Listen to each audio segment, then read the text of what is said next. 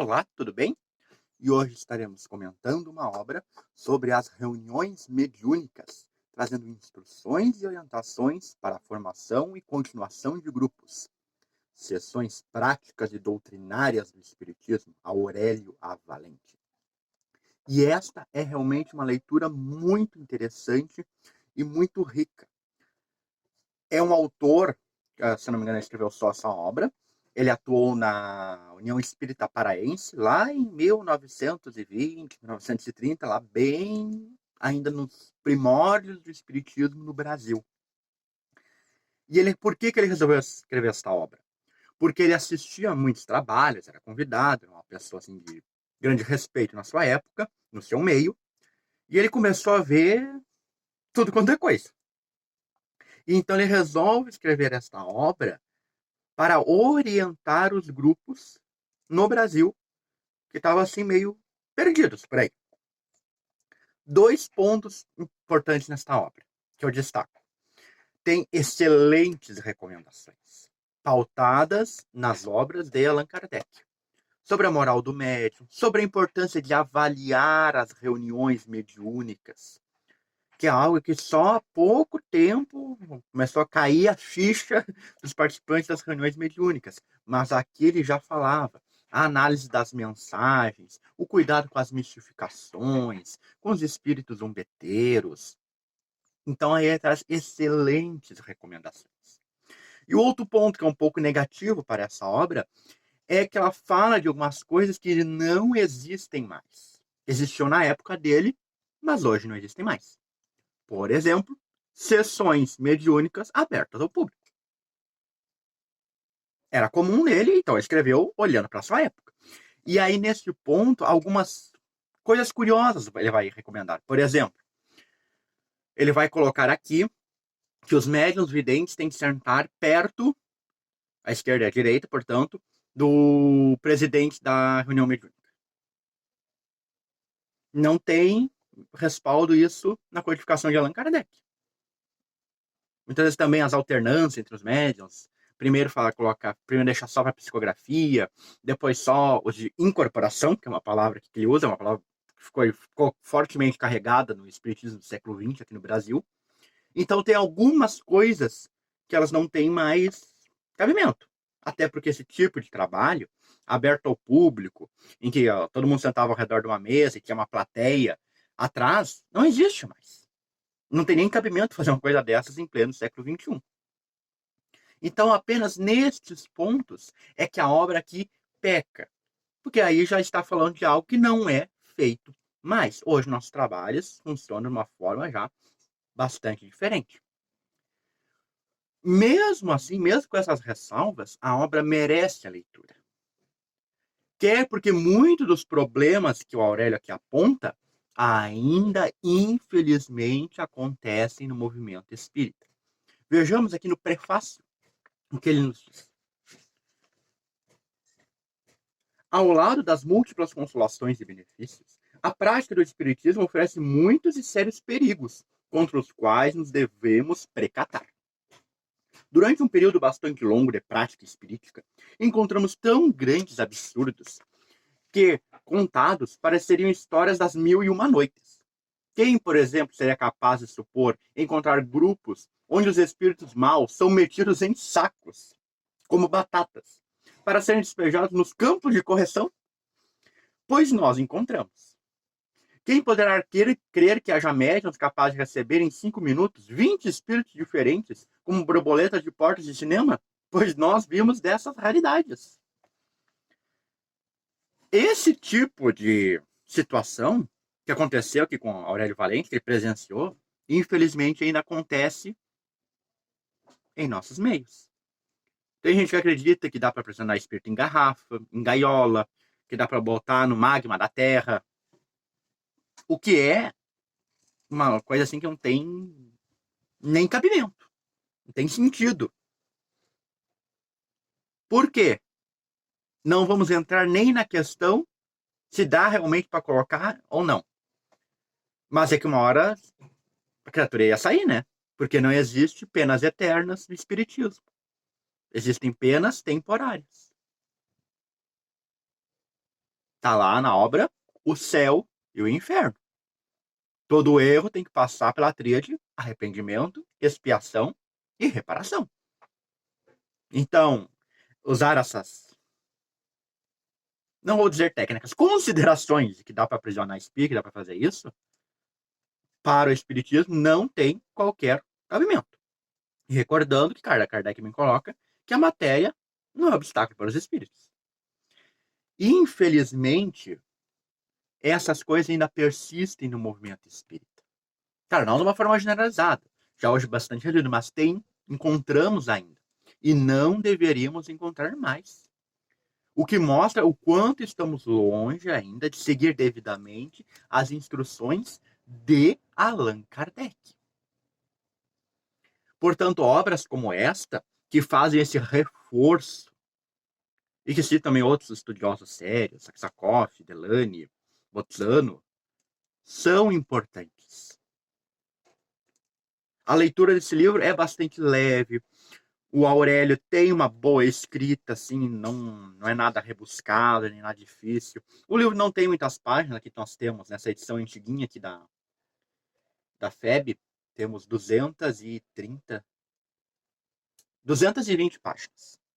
Então é uma leitura bem tranquila de se fazer, os capítulos não são tão longos, e ele trata de todos os temas assim, mais relevantes. E não, é claro, não é como o livro dos médicos, que é tudo muito detalhado, bem aprofundado, estudando todas as formas, variedades. Ele foca nos problemas que ele mais viu e que, como já disse, se refletem no movimento espírita. Então, também que ele vai tratar, por exemplo, das sessões de cura, mas aí olhando para as sessões de cura como sessões de desobsessão. Se vocês recordarem, já fizemos aqui um vídeo no canal, o card vai estar aparecendo aqui, sobre a obra A Mediunidade Sem Lágrimas, de Eliseu Rigonati, onde ele fala das reuniões e sessões de cura, que era realmente voltado para as enfermidades, que hoje também não existem mais, como ele propõe. A única ressalva a fazer do que ele fala aqui, estudando a obsessão e os métodos de desobsessão, é que não se usa a palavra sessão de cura. Hoje se usa a palavra grupo de desobsessão, reunião desobsessiva, atendimento desobsessivo, bom, são as variantes. Mas o que ele vai colocar aqui é importantíssimo. O cuidado ao falar com o espírito, o respeito, a linguagem nobre. E em todos os pontos, ele sempre vai reforçar um ponto importante: a necessidade do estudo. Ele vai, inclusive, dizer: os benefícios morais do espiritismo, todos podem usufruir, letrados e iletrados, sábios ou ignorantes, ou o que considerar, todo mundo pode usufruir disso. Agora, a parte doutrinária, somente os que estudarem. Ele vai pontuar a necessidade dirigente da reunião, que ele chama aqui de presidente, uma terminologia da época, estudar muito. E estudar Aksakov, Gabriel Delany, Leon Denis, Ernesto Bozzano, Camille Flammarion, os clássicos do espiritismo.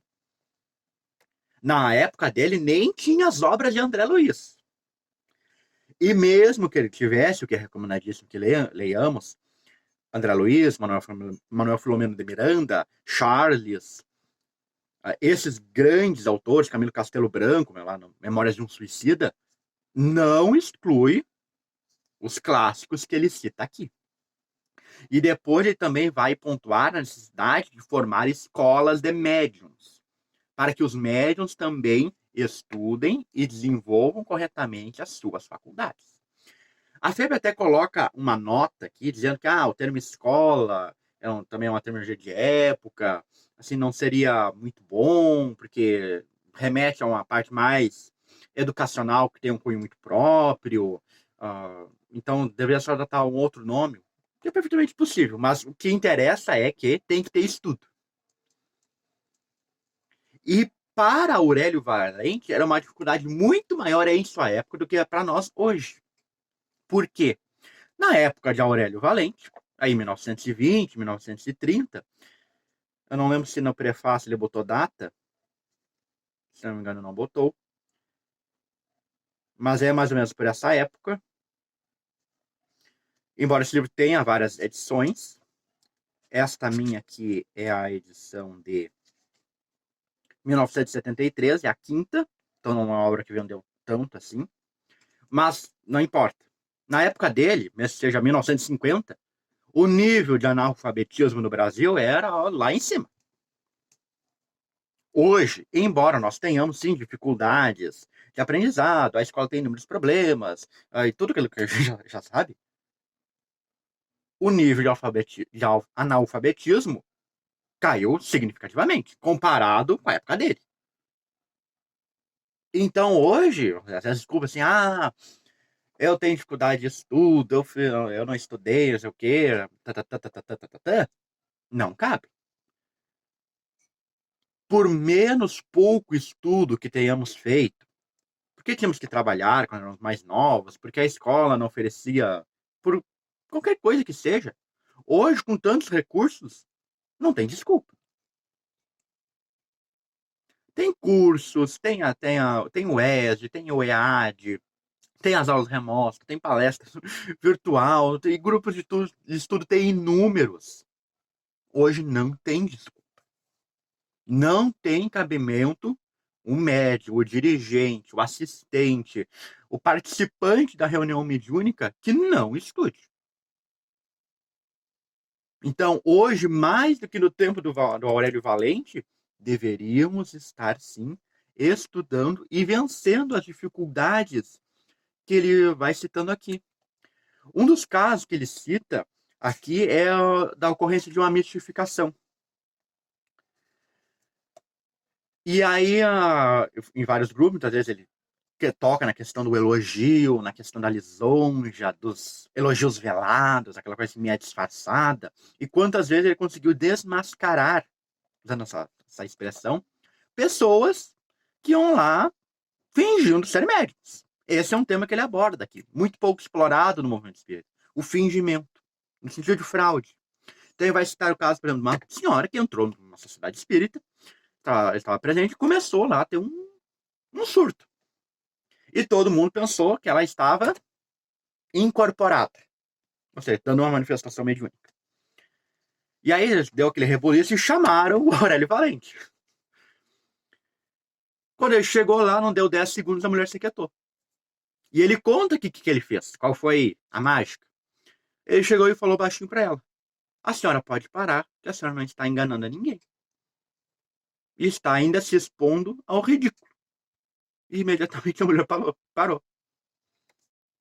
Um outro caso muito interessante também, ele foi convidado dessa vez, olha só. Foi convidado porque numa reunião lá mediúnica tinha um médium que só recebia os top. Era só escritor letrado, era só os grandes nomes da literatura. Espírito foi bem, né, longe disso. E o Aurélio foi. E aí, na primeira reunião lá, se manifestou então um literato que ele não conhecia. E aí o Aurélio ficou mais observando, mas ele ficou desconfiado.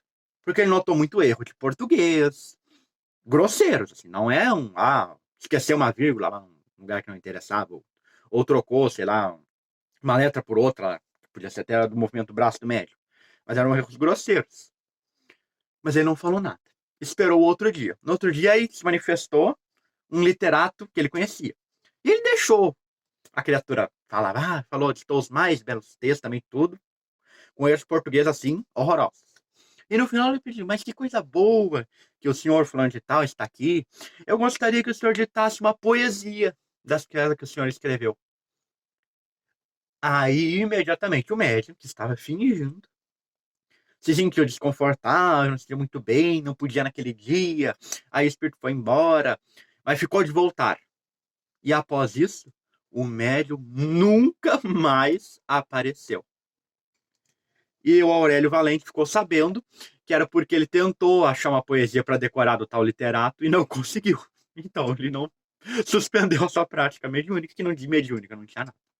Então fica aqui, ó, recomendadíssimo esta obra, que leamos sim, e estudamos, traz excelentes conselhos, excelentes observações para estarmos prevenidos e os nossos grupos mediúnicos funcionarem da melhor forma possível. E você, já teve dificuldades ou já achou alguma das raridades que o Aurélio Valente fala aqui? Comenta aqui embaixo.